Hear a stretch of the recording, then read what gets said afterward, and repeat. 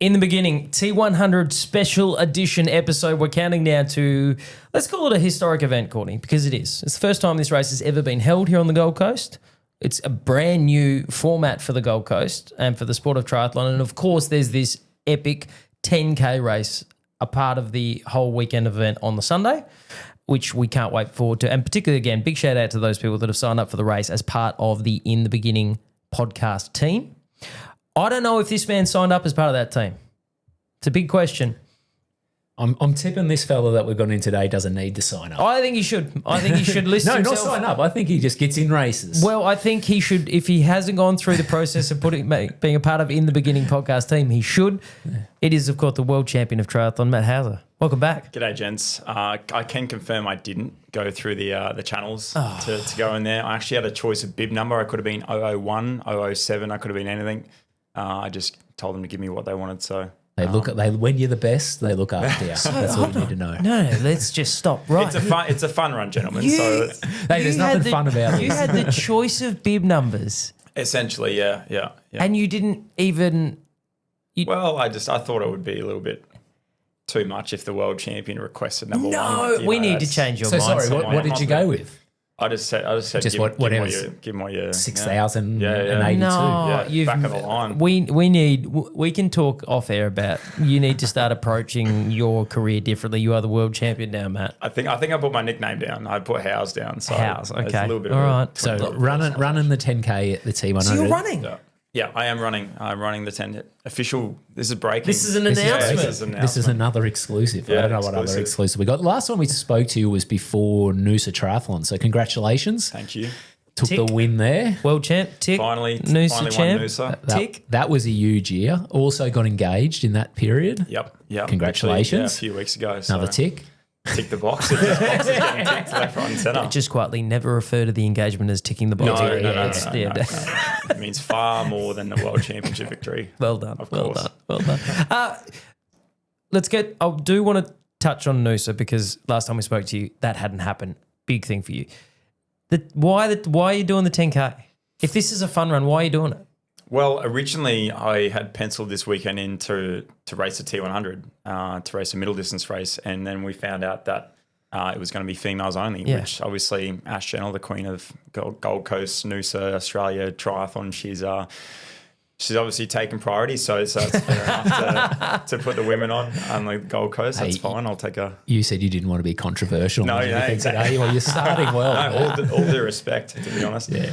But then I saw that they had a 10K run. I was like, well, I kind of wanted to develop my run a little bit more, considering my competitors are running 206 marathons now, so I need to kind of develop that side of my craft towards LA Olympics. So I thought that this was a good stepping stone to do that. And while I'm not racing, I've got Abu Dhabi, which is a start of the World Series the following weekend on the 29th. But this just happened to be a free weekend that I thought, why not? Imagine just put yourself in the boots of the T100 race organiser at the moment. You get a phone call. Hey guys, it's Matt Hauser. Do you mind if I run?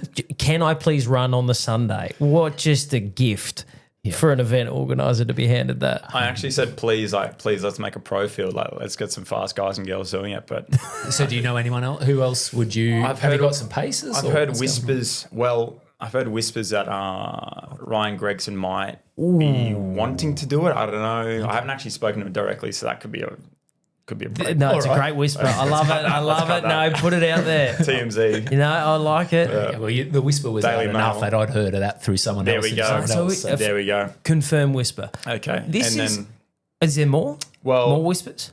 Well, Alex Yee's just touched down into town. Shut up. Obviously the Olympic champion with the Brit Tri program. They're here for a few weeks training with Phil Clayton ahead of the first race of the series Abu Dhabi as well. So I don't think he's going to do the 10K.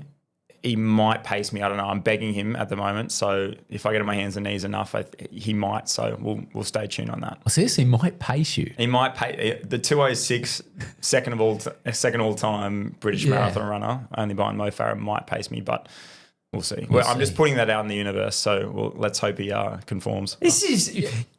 If you're not if you're listening to this podcast, you're into your running and you appreciate what we do, and we talk a lot of running. We talk some other stuff too. But this is not nothing what Matt has just casually dropped here, that potentially not only do we have the world champion triathlete racing in the T100 10K race on the Sunday, but potentially the Olympic triathlon champion might pace him for the 10K race.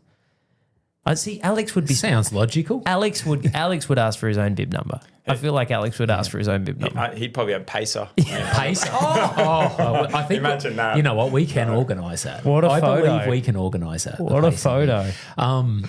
You mentioned his run. What is it like? I mean, you've raced head to head with him. You've had sprint finishes with him. You've raced him so much. What's it like sitting back and watching him then go to a complete, like, arguably when you compare it to Olympic distance triathlon, it's a different, let's say, completely different distance, right? So it's not apples for apples, but you're watching him run a 2:06. What are you thinking back home here and going like, I'm in my preseason now? What have I got to do? Shitting myself, Yeah? spoiling myself. No, I'm really good mates with him first and foremost. So I was stoked for him when he ran that. Even like what he did in London, that was incredible to debut a 2:11 on a really hot day and tough, challenging conditions. So for him to then go out and do 2:06, second of all time, only behind Mo Farah, was kind of crazy. And yeah, I was definitely in awe of it. Like that's, and then I was also thinking, I was like, oh well, surely, he's done marathon for a year. That might take a bit away from his 5-10K pace, but that's still like a 3:01, 3:02 average for 42.2K. So that's no lean pace. Does it make you want to race, go off and try marathon more, or think of triathlon and Ironman more? Beyond once you're finished with the Olympic stuff. I don't know. I'm honestly just taking it as it comes at the moment. I don't want to think too far down the track. I have a feeling that, I'm probably 20 to 25 kilos up on him on the weight distribution. So I think I might not be as well suited to marathon running as he is. That's not seriously the weight difference? Yeah. I'm about 80s, probably around 60 or so. Really? Yeah. Holy hell. I didn't realise, you're a big lean guy, but he's that light. Yeah. That's incredible. So springy and whatnot, and his running gate's incredible. So he's got a lot going for him, and yeah, that 2:06 definitely proved to the world that he's more than just a triathlete.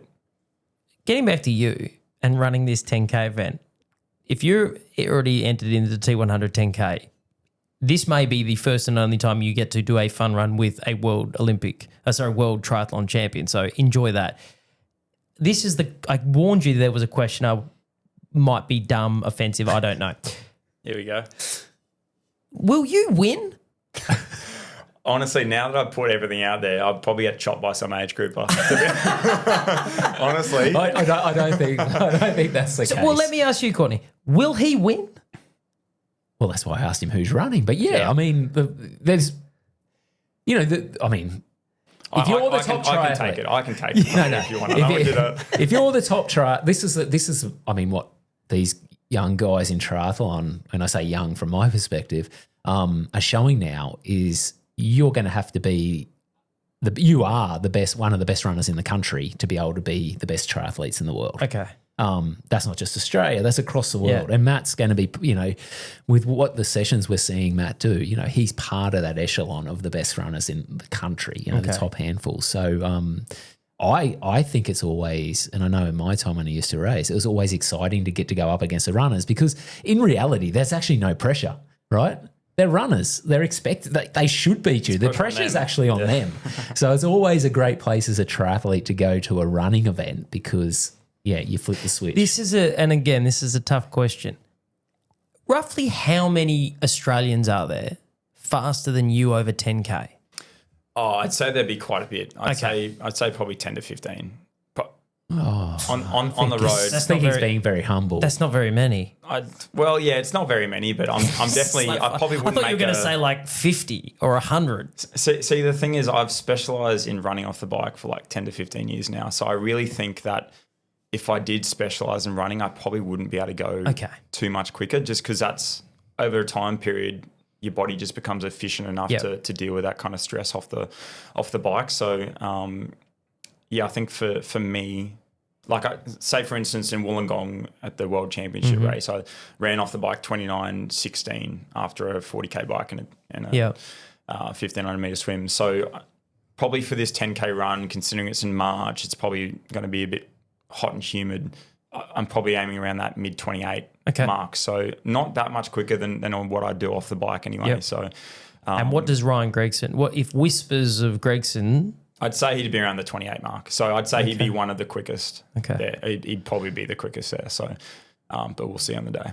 Can you understand why I was the question, the nervousness to us? Like, would he win the That's fair. It's you know. No offense taken, honestly. Okay. I'm a triathlete. I'm a swim bike. I'm a one-third runner. That's the beauty of going. Yeah. I mean, it's always enjoyable going and running races because it's not. You're not the one losing like the Noosa anything. Bolt or For sure. racing Hey, there's obviously the crew that listen to our podcast are all generally heavily involved in running. A lot of triathletes after talking to you guys and your coach Dan after leading into Noosa. However, give us your session that you would. We're 3 weeks. Well, talking now. We're probably 2 weeks when we release this out from the 10K. What's one of your favourite 10K sessions? I'll give you a couple. So I'd say that the one that we're doing on the track on Tuesday coming is about 8 to 10 1Kers. So the classic 10K, like 10K prep set, 1K reps. And we'll look to do that off like a minute and a half rest. One going like 10K pace, the other like, a bit of varied speed. So it might be like 400 at say just under 10K pace and then like 200 a little bit quicker, 200 float and then back into it again, for a K or so. So that's an example of what we would probably do to sharpen up on the track. And then say for instance, this Tuesday just gone, we did a session around Tallabudra Drive, more about that like threshold pace and then dip down to 10K or sub 10K pace. So we went 10 minutes at like 3:10 pace into like, I think it was a minute float into 2 by 3 minutes at 10K pace, so 250 splits, and then into another 10 minutes at that 3:10 pace, and then again 3 by 2 minutes at that 10K 250 pace. So that's kind of just like that varying pacing, which I think really does help triathlon as well, or running off the bike and just upsetting rhythm of your competitors and whatnot, and trying to kick down that last little bit. That's a big set. I was going to ask that. One, I love float. Real runners. Yeah. The float in there, Yeah.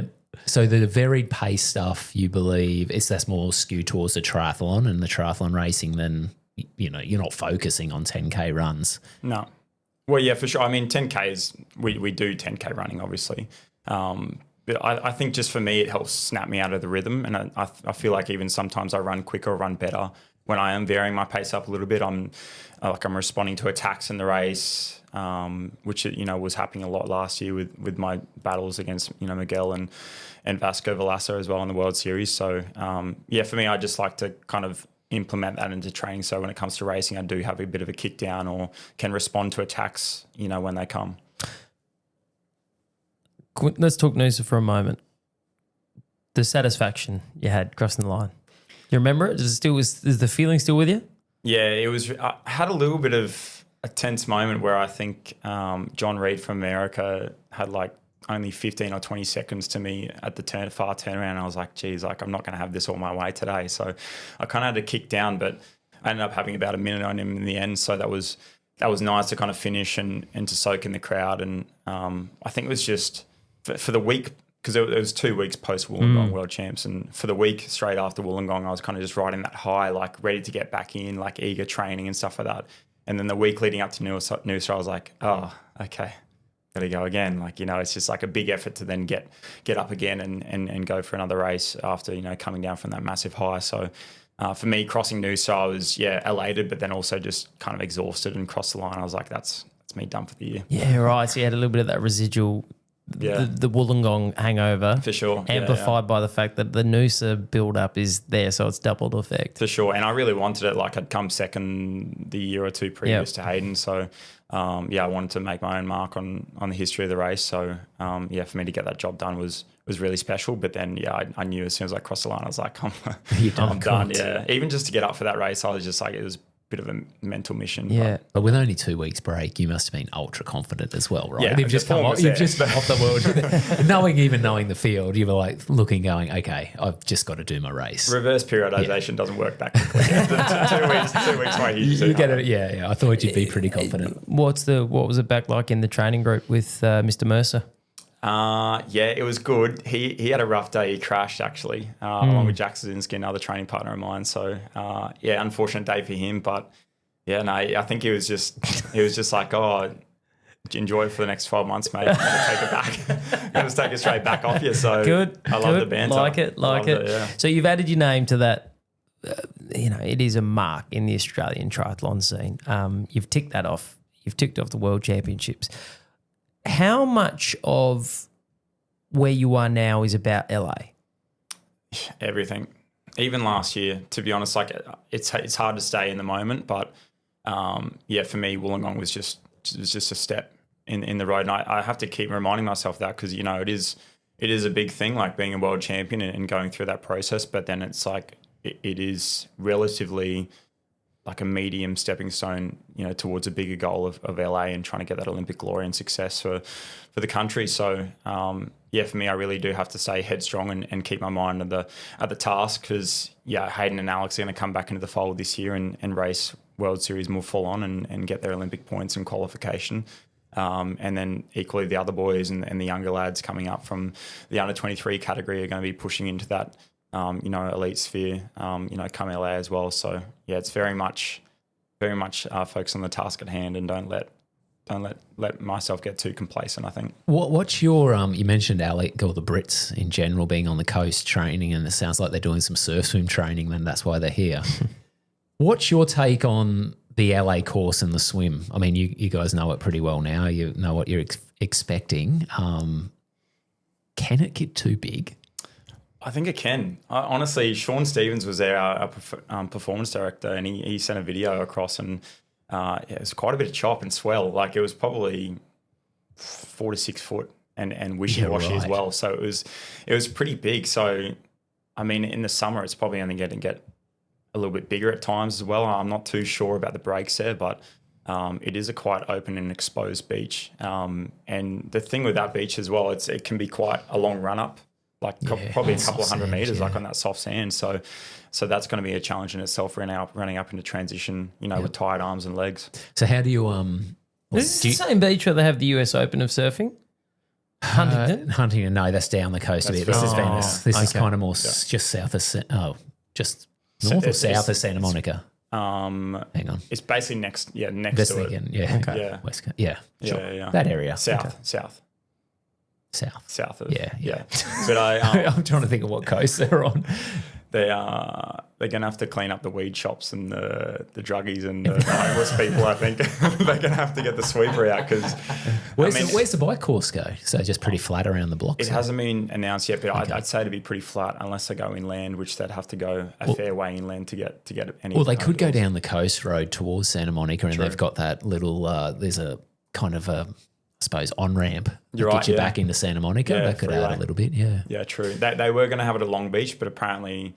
Like Taylor Nibb openly came out and said that she wouldn't race if it was going to be in Long Beach. Like she was stamping her foot down because it was just going to be a terrible course. Like really non-eventful on the bike, really simple and basic, and we don't want that for an Olympics. So it's an exciting place. I mean, you get to run. We talked like this week, LA Marathon. We're putting the Oscars. Had the red carpet Oscars run in, and you're in the heart of all that excitement. I reckon it'd be an amazing place to race an Olympics. I mean, everyone's special, right, in a different way, but LA Beach is going to be something different. I just think America, like they won't not have it be one of the biggest spectacles in the 21st century. Like it's going to be amazing. They're going to put a lot into it. They're going to have some headaches with traffic and trying to navigate that because their public transportation system is not quite what Paris's is. So that'll be interesting to see what happens. But luckily we'll have the Olympic bus lane to kind of shoot around. They're saying that the LA Olympics are the Gold Coast T100 of the Olympic world. That's what it's the biggest. Oh, right. Yep. Bring it back. Will you train? So do you approach the swim any different now, this far out, or not really? Not really. I guess just continue to craft like basic skills, and it's so different because it's so course dependent, right? And what that beach break's doing on the day can be completely different to what's happening at Burleigh Beach and whatnot. So I guess it's going to be good to get there next year and to get a look over the course for the test event and then, prepare accordingly. Okay. This just popped to mind when you talked about the Olympic bus lanes that you'll have. Have you heard the story about what they did at Sydney with the bidding committee when the IOC visited?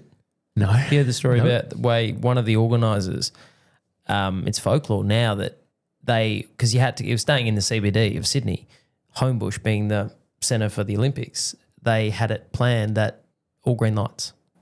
The whole way from the CBD out to Homebush. Hectic. They had it scheduled so that when the IOC got in their cars, the whole way out to the Homebush, no lights. Because if you've ever driven that as a humble citizen, it's a long trip. Out Parramatta Road, you're hitting a lot of red lights, but they had it set up so that the IOC did not encounter a single red light. It was the same as when the games were on. I think they were communicating to everyone, get like 2 hours in advance to the public transport, and it was way over the top, but then it actually allowed the games to run really smoothly. Everyone had a good experience, and I mean, it's still one of the better ones as far as public transport goes. I've heard, they did a good job.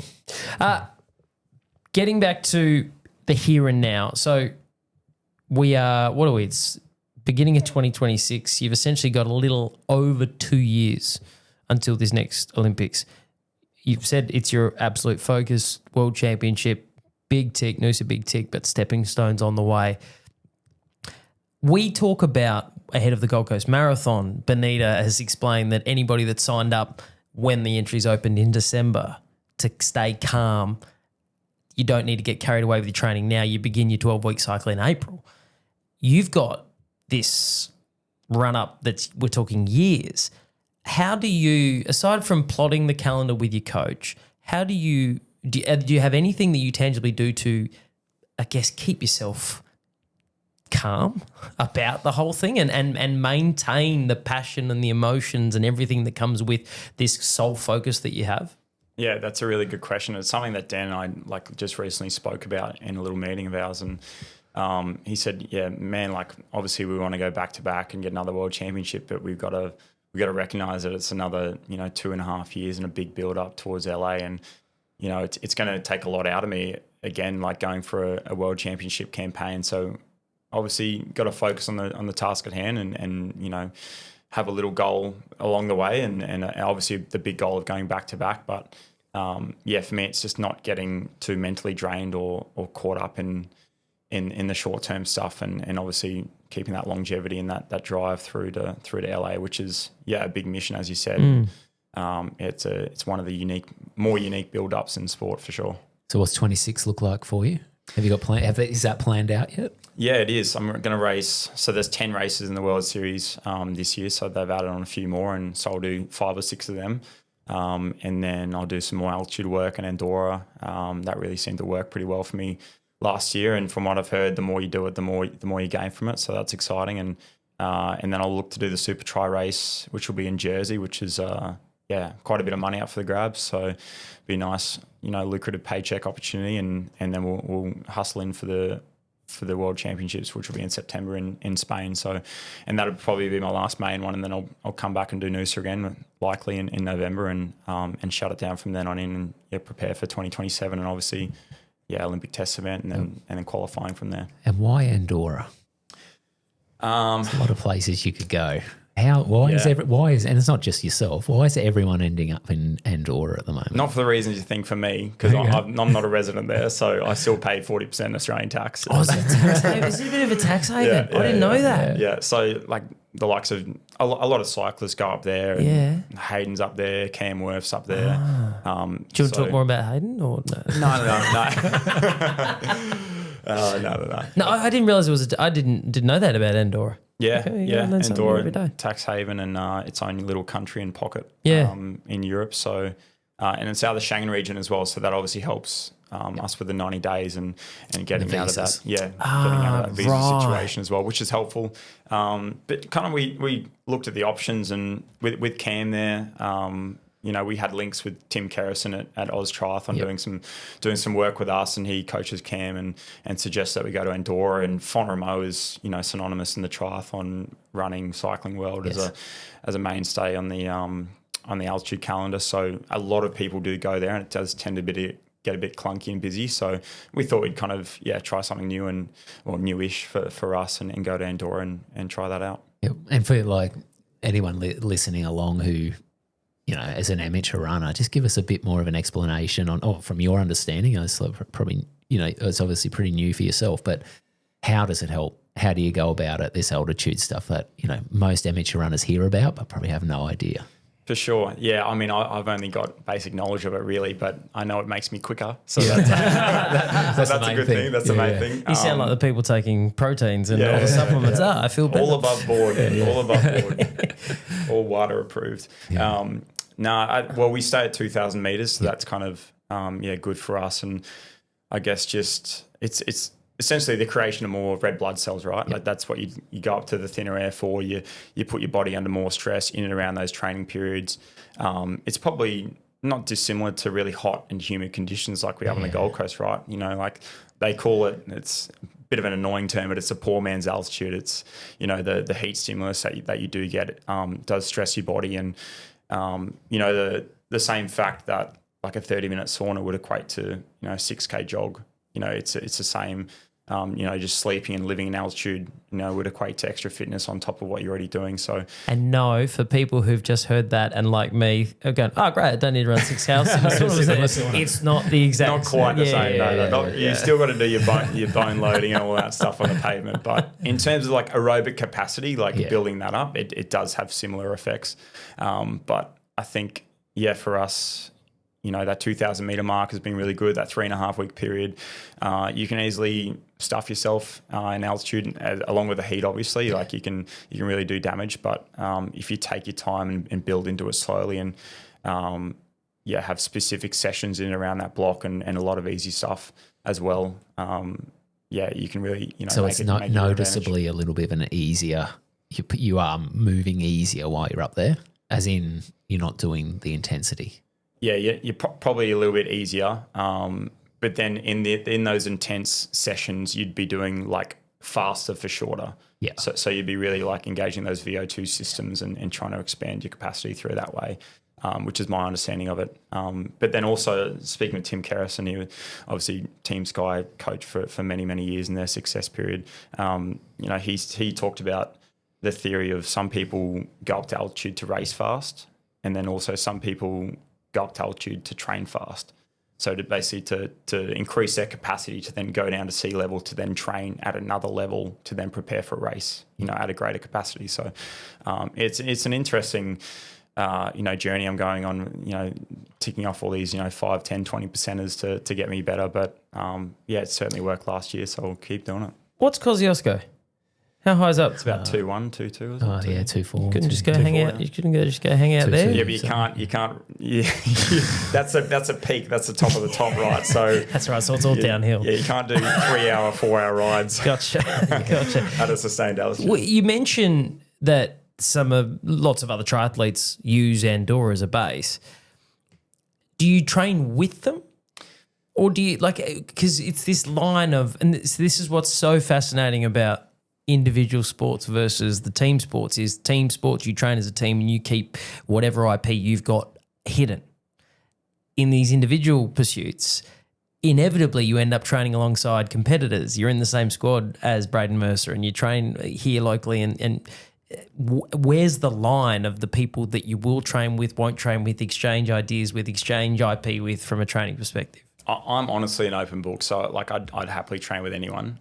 We did do some stuff with Hayden up there. We did a lot of stuff with Cam up there. We spent basically 4 hours on his wheel, like just holding like 350 watts when we did this Tri-Nations loop. They got this loop where it goes through Spain, France, and Andorra. So it's 130K, and you click off three nations in the meantime. You can't do that in Cosy. You definitely can't do that. Yeah. Maybe 3 states in Australia, but it'll take you a lot longer than. But so you'll train with anybody? Yeah, well, yeah, if I like them. Yeah, well, if you want. I mean, Strava, you've got everything exactly on Strava, right? Yeah, everything on Strava. Like, yeah, my MO, I guess, is like if people are more worried about what you're doing, then they've already stuffed up. So, and you can do it. You can do what anyone else is doing, but without purpose and belief in what you're truly doing, it's a different kind of kettle of fish. So projecting forward, in your mind, the biggest competitor challenges come LA are still Alex and Hayden?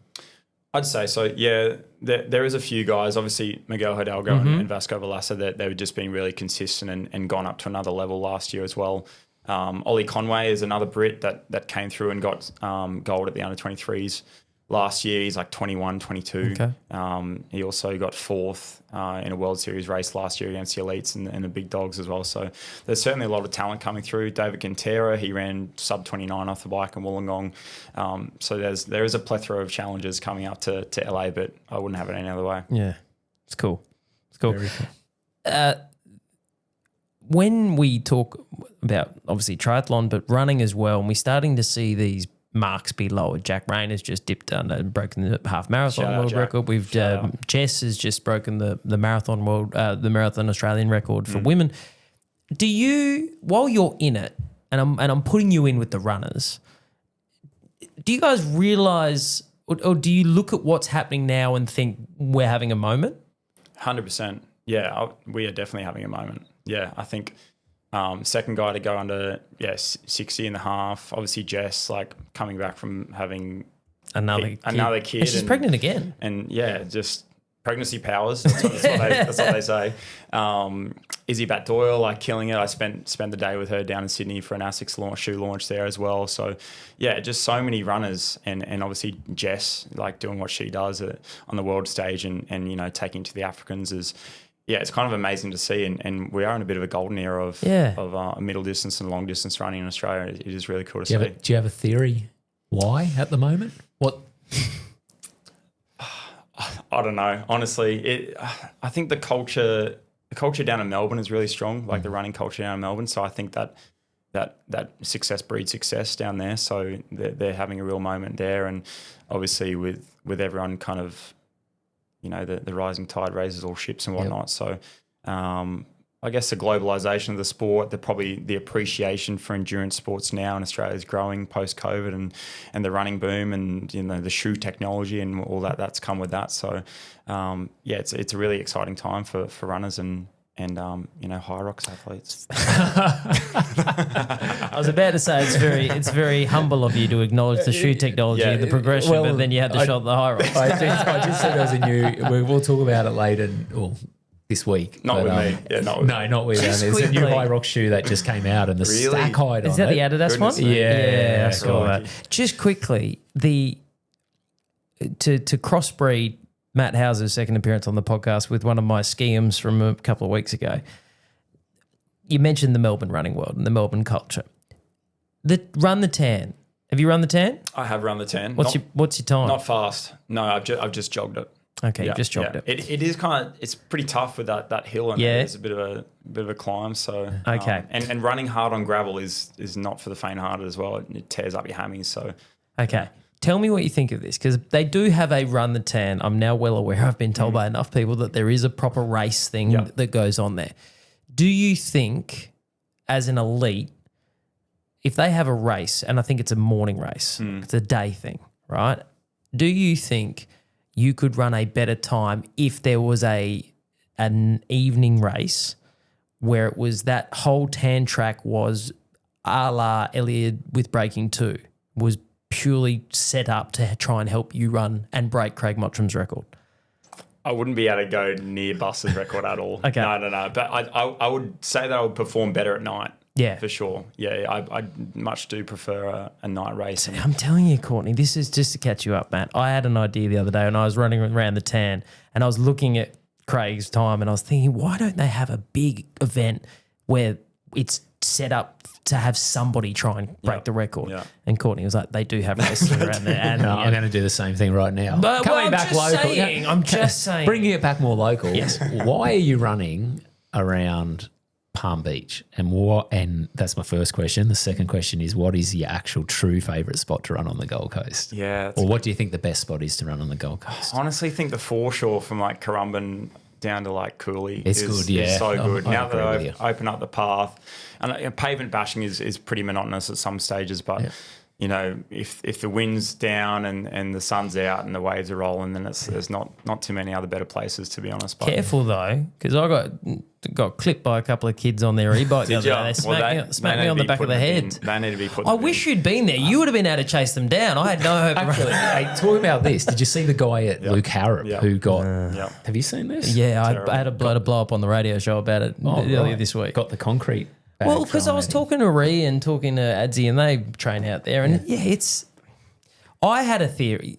You train out there. You tell me what you think first before I throw a scheme at there. Did you train up there? We've been doing crits Wednesday world crits of a Wednesday night. Yeah, but it's normally like alternate weeks in Narang, Runaway Bay. Yeah.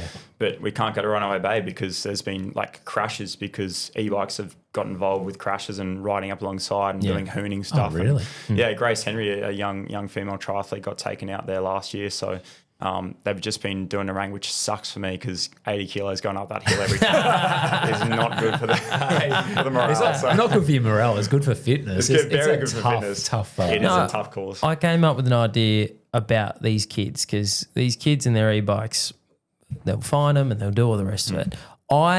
Left field theory, if you are a kid that gets busted on your e-bike, you're not going to pay the fine. Your parents are going to pay the fine. Add 6 months onto when they can get their driver's license, their car driver's license. Yeah, that's good. So if you're a 14-year-old that gets pinged, you go, no worries, mate. You're a 14-year-old kid, you've made a mistake, but you can't get your license until 6 months after all your mates now. And then if you get caught again, it just adds up. So we might have a whole generation of kids that can't drive till they're 25. Maybe make them do 300 hours instead of 120, 150 or whatever, like on the learning hours. Just add another 100 hours to it. That's good. Well, that's very good. That can be faked as well. See, he's not happy about this as a father of a young kid. Who's about to teach his young fella how to drive. I would just say the idea is warranted. Now you just got to go to counsellor. You've got to become a counsellor, Liam. That's the next step. I can't be bothered. Nah. I've got too many skeletons. No, but back to Palmy, because I watch you do this Palmy loop all the time, and there's not just you. There's a few clubs, and I'm like, I like the kilometre strip. I'm not sure about the rest of it. What's the deal with running through there? Is that I know why you bring this up, mate. It's because your mate Tim Rigby has probably run quicker than you may run over 5K around that same course, mate. And I think you're pretty worried about it. He's rent free. He's rent free in your head as well. Oh, he is. And I paced him through to it. But I tell you what, I don't think he needed me. I don't know. He didn't need me. I just haven't brought this up. This is good. That my main competitor for T100 10K. He's your gym coach. He's my gym coach. Who's Matt's. Full disclosure. I don't know if it was after we spoke to Matt or it might have been even Dan in here, but I heard all this, and then obviously I knew Tim from other ways, Alex Rigby's brother and that, and I'm like, hey, if you can't beat them, join them. Of course. So he's been my resident expert that I refer to quite often, and obviously done a lot of good work with Matt, but that's who I need to race, and Matt has been helping me out, which I'm not happy about. I wouldn't say helping. I'd say, he's helping me out. So he's helping you. Is he pacing you? No, he's not pacing me. Maybe I need to give him a pacer for me. Maybe, pacer. Yeah, I've got Alex Yee, you've got Tim Rigby. What will be your strategy in the T100 10K race? How will you run it? I'm at a bit of a crossroads because like Abu Dhabi is the next weekend, obviously a really big race on the calendar. I'm flying out doing a long haul flight on the Tuesday after the race. So like I want to have a really good race and have a good time, but if it means busting my ass and blowing my body up, it's not going to be worth it. So I think for me, I just want to go out, at a strong conservative pace, maybe around that 28:30 to 29 mark, somewhere in between there. And if I can kick down and finish strongly for a PB, then that would be nice. But yeah, I'm not really putting anything or too much pressure on it. And if there is pace at the front, I might try and go with it, but we'll just have to wait and see. What's the PB, just so we get it on record? The PB is 29:16 off the bike. And that was what you did? So I haven't really, triathlon PB. So you haven't broken 29? No, I haven't broken 20. Have you? Over 5K, over 5K, yeah. Every Saturday morning at parkrun. That's a golden response. Hey, do you know what? Have you used that one before? This is just for Liam. Slap him down. This is the one thing that I don't like about being me in the world I operate in, is because I get that the amount of times if I'm ever doing an AFL game And I asked Richard Champion something about premierships. He's like, how many games of footy did you? And I was like, okay. That's a good one. That's a really good one. It's a good sport. Hey, world champ tips. You got guys and girls running this 10K with you or behind you. Give us some tips. Like how do you approach the race over 10K to get the pacing right? Is there anything at the end of the race you use, like when you're getting tired mentally, that got cues or something that you switch on? Yeah, it's a good one. It's like, considering I haven't run too many fresh 10Ks, it's probably a little bit of an anomaly for me, to be honest, as well. Like I get off the bike and I'm already at 160, 170 heart rate. So how will you approach it when it's fresh? Yeah, it's a good question. I think like the first 5K I reckon has to be easy. Well, not easy, but like conservative, and you can't be, lactating too much in the legs. So at that 6, 7, 7.5, 8K mark, that's when it's probably going to start kicking in at about that 3/4 of the way through. So I think that's where the mental threshold is going to challenge some people. But if you can leave enough in the tank where you can split it, at least even or not too slower than your first 5, then that would be the most ideal thing. Like any other running race, I guess. But when you get on a plane 2 days later, how do you recover in between getting on, preparing yourself for a long haul flight and finishing off a non-elite 10K race? Yeah, I guess warm down and massage and making sure fueling right and whatnot, and wearing compression stuff. You will do all that stuff. Yeah. Really, really make a big point in that, because long haul travel does take a bit out of you for sure. I hear about all the footy teams complaining about heading out of Perth. And I'm like, how about you head over to Europe? Every couple of times a year. So. Have you heard of Andorra? Yeah, exactly right. No, most people will be like, no. Yeah, he plays front row, doesn't he, for the Raiders? Yeah. Hey, shoe plugs. What do you choose for your 10K? Oh, yeah, good question. Actually, I've kind of been trying a few ones from ASICS, of course. Yep. Shout out ASICS. Yep. Jeez, those new Super Blast 3s. Hey, I gave you the runway. Yeah, no, you did. Yeah, you're right. Yeah.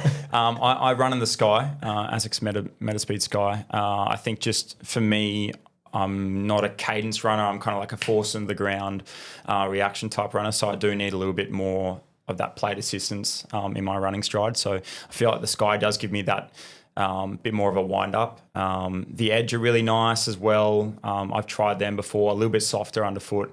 And then again, the Rays are just like super soft and light. Probably a little bit too soft for me, I think, at this stage. I did trial them in that 10K specific session I did on Tuesday around Talabudra Drive Loop. And maybe just a little bit too soft just when I got to those faster paces, 250 or below. So I think, for me, I'll stick to the Sky for now. Yeah. So how often in those training sessions are you running in your race shoes? Like every key session you'll be in plated shoes, or? Probably not every key session.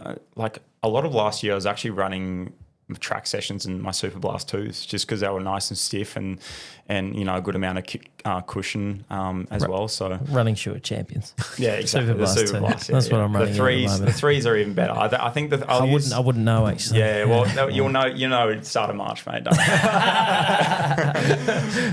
but I think the threes are going to be probably more used for like longer tempo kind of stuff, less lack of workload, because they're moving the Mega Blast into that kind of space where it's like a real session shoe. But yeah, I'd either be wearing the Mega Blast, I'd say ASICS Mega Blast, or if I'm doing a real specific session, I'd probably do like once a week in my carbons. You get your carbons out, yeah. How long have you been with ASICS now?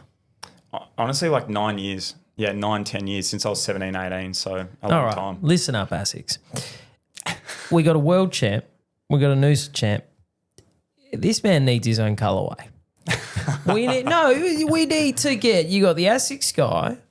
That's what you're running in, correct? Yeah, Metaspeed Sky. Yeah.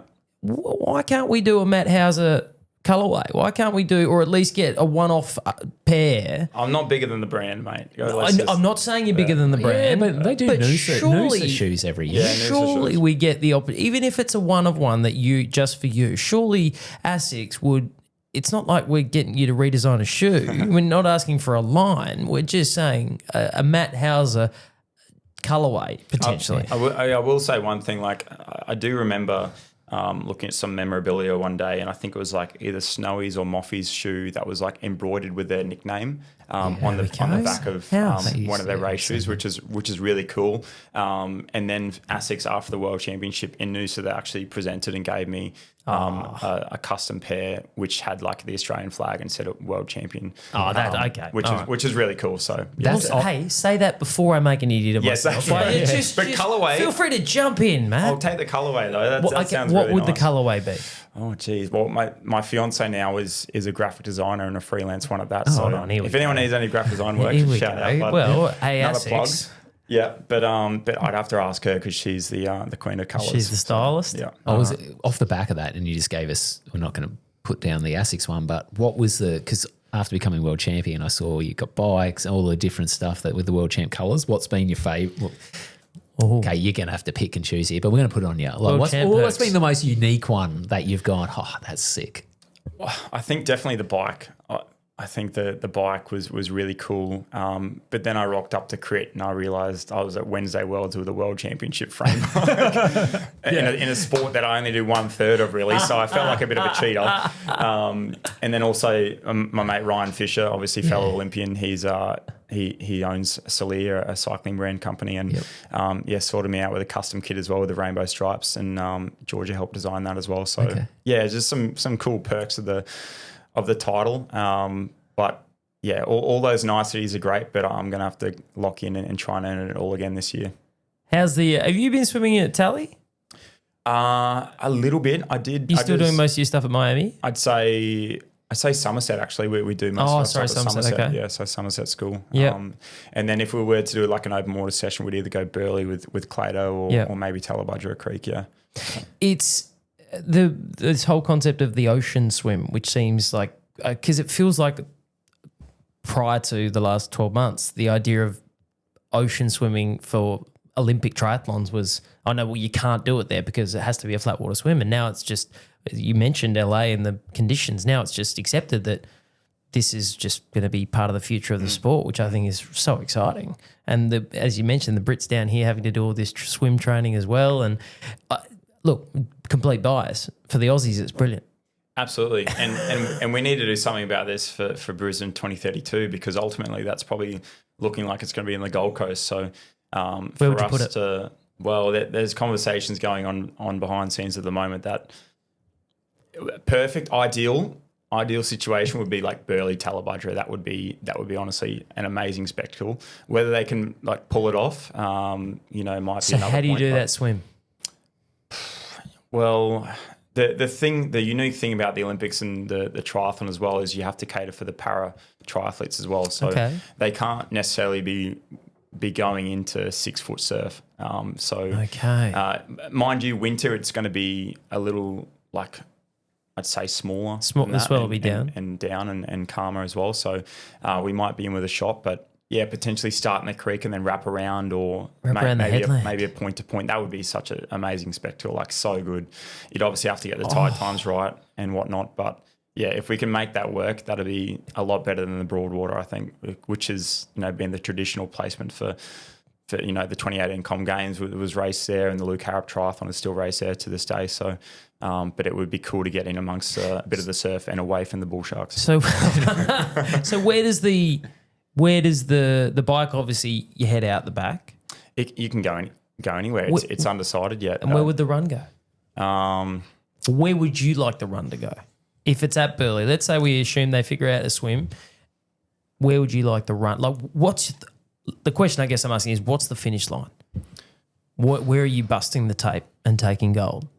Where are we going to have that photo of Matt Hauser? Well, the tram works might be still going then. It's in 2032, so we can't really have it on the Gold Coast Highway. No, there's the incentive to get it done. Yeah, exactly right. 6 years from now, the clock's ticking. But I mean, somewhere in the headland would be awesome. Yeah.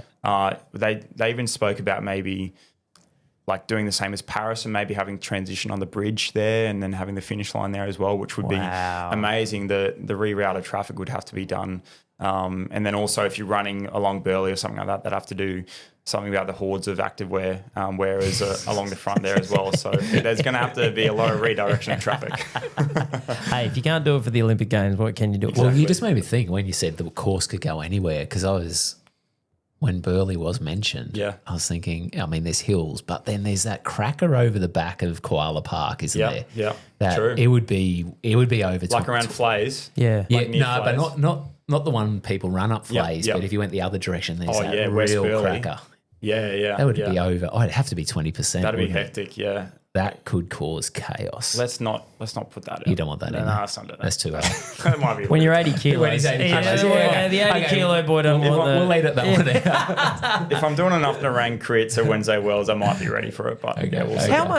How much, and obviously, clearly there's conversations happening behind the scenes that I'm not a part of, but how much does the organising committee, the AOC, Triathlon Australia, how much do they involve you in these discussions as the world champion? It's probably me just sending them emails and annoying them, but just like pleading them that they can do a lot better with the real estate that they've got on the Gold Coast. But no, it's probably more of those conversations are happening with our performance director Sean Stevens, and then with the greater organising committee and the AOC, IOC, etc. So there's definitely higher ups that have way more of a say than me. But I'm trying to prompt those conversations every time I do speak to the higher ups. I am kind of saying we should be doing something about this, because ultimately, we need to be advantaging the Aussie athletes, and the way we do that is get in the swell. Not to compare to LeBron James, but when the Lakers want to make a decision about player personnel, they talk to LeBron, and he's just a basketballer. Yeah. I feel like if they're having these conversations, like the Indian curators for the cricket matches go up to Virat Kohli and the rest of the team and say, how do you want the pitches to look? And they say, we want them to be dead slow and turn at right angles. Why wouldn't we go and ask Matt Hauser, what track would you like to win Olympic gold? It 100% makes sense. We've done all the work to pitch for this thing. We've spent how much money? We're tearing up the roads left, right and centre. Let's go and ask the athletes how they want this thing to look. Yep.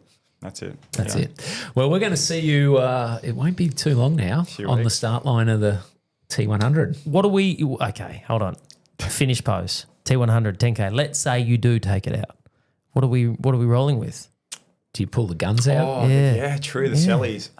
Is that worth? Is it worth? Hold on. What happened at Noosa? No, the guns. No. The gun. It wasn't the guns. It was the Will Ashcroft wear the belt. Because I was actually the world champion at that stage. So I put the belt on like he does after he kicks a goal. So a little bit of a shout out to the Lions that won the premiership. Obviously. Two-time Norm Smith. Yeah, absolutely. He's rolling. Have you seen him recently? No, I saw him. No, there was a pracky match last night that I watched. He's rolling a terrible goatee. He needs to get rid of that. That's not Will. I think Will's a handsome young man and he's a stylish rooster, but that's not his look. Keep the belt on. Keep the belt. Shave the thing. Yeah. All right. Okay. Well, maybe. Okay. There's an incentive for people that aren't running to get down for the 10K race. Yeah. If you want to see what Matt Hauser's T100 10K race celebration will be. I can see his mind ticking over. He's thinking about it. Well, I'm just thinking I've got to try and win it first. Now you put the pressure on. Yeah. Matt Hauser, absolute pleasure to have you join us again, a two-time guest, the first returning guest we've had. Yeah, but also to have you in the T100 10-kilometre race. I'm so excited. And if for the nuffies out there, the real diehards, keep an eye out for Olympic champ Alex Yee with a pacer bib on. Maybe. We'll see. We'll see. Leave that up to me. I'll try and do it. No enough pressure. brunches and coffee shouted. We'll see what we can do. Matt, thanks for your time, buddy. Cheers, guys.